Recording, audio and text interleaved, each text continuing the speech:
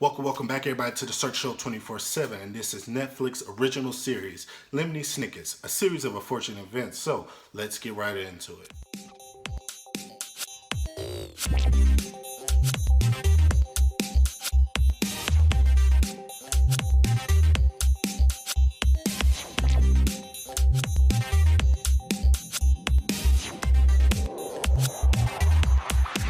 All right, guys, a series of unfortunate events.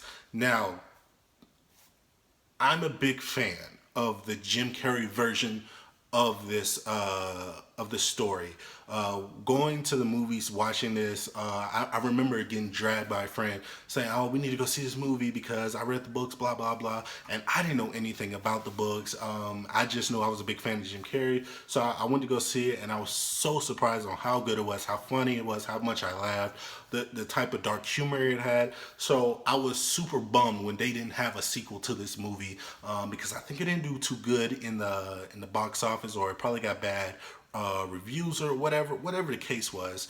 I was just super bummed because I felt like it was a really good movie. It's one of my favorite Jim Carrey movies. I pretty much like basically all the Jim Carrey movies because he's like the greatest. So I was just super excited to hear that they were coming out with a Netflix series.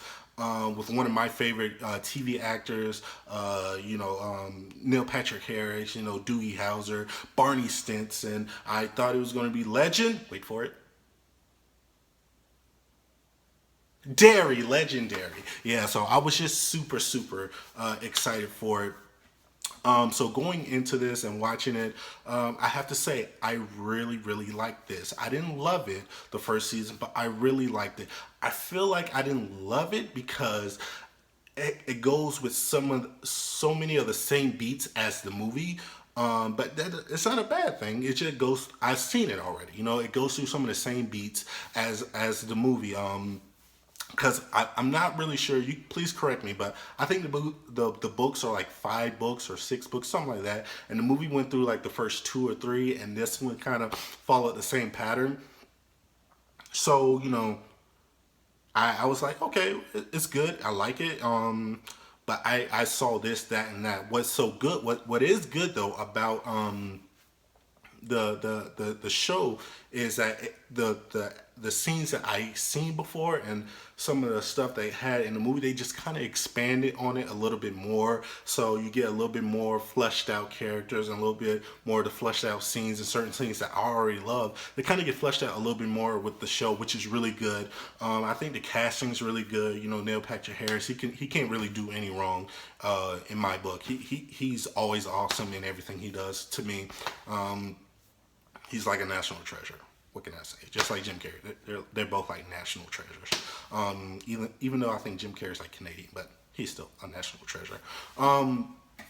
Yeah, but the casting of the Baudelaire kids, they're all good. The guy who plays Lemony Snicket's, he's fine. Everything's really good. It has this weird, quirky, it's a little bit more darker than the movie, which I really do appreciate. It kind of it's not too dark, but it is a lot. It's a lot more darker than the movie, which I do appreciate. But yeah, it's just you get these the Baudelaire kids. They're orphans because their parents died in like this crazy fire or whatever. So they're on their own, but they have this enormous fortune that they can't really touch until the oldest comes of age and stuff like that. And then they meet like their uncle or something like that, Count Olaf, and he wants to just kind of get all the money for himself. He's like an actor, and so, just stuff like that is really cool. Neil Patrick Harris does a fantastic job, and the best thing about watching this and knowing that it's kind of going from the movies is, oh, he's going to have all these extravagant and lavish costumes, just like Jim Carrey. So that's what was really good. Just him going into these different characters and kind of comparing which character is better and stuff like that. Is his character better than Jim Carrey's? Is Jim Carrey's version of that character better than Neil Patrick Harris? Stuff like that was really fun. They both did fantastic. Like I said, I still think the Jim Carrey version was a lot better, only because Jim Carrey put everything into it. Jim Carrey, when he does stuff, he just goes overboard, and it's just such a fun experience when you see him just just full 100% on everything. And you know, Jim Carrey went 100%. Neil Patrick Harris went about 95%, which is still good. I still loved it. I still appreciate it. What's good about the Neil Patrick Harris version, he gives a little bit more edge to it. You know, a little bit more of that snarky, grimy type of feeling to it, like dirty type. Jim Carrey is just more of a flamboyant type of characterization of himself, basically.